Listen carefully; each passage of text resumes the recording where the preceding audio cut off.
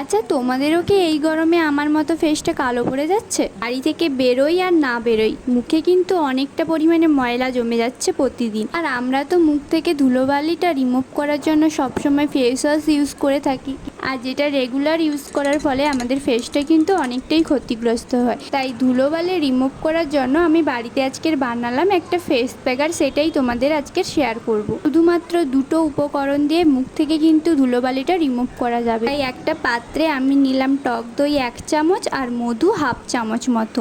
ব্যাস, এটাকে ভালো করে মিশিয়ে মুখের মধ্যে লাগিয়ে ভালো করে ম্যাসাজ করে এটাকে ধুয়ে ফেলতে হবে। আর গাইস, সত্যি বলছি, তোমরা হয়তো এখানে বুঝতে পারছো না, বাট ঘষতে ঘষতে না দইটা পুরো একদম কালো হয়ে গেছে।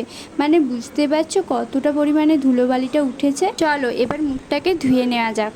আর দেখো গাইস, ফেসটা কতটা স্মুথ হয়ে গেছে। তোমরাও কিন্তু এটা একবার বাড়িতে ট্রাই করো। তো চলো, টাটা।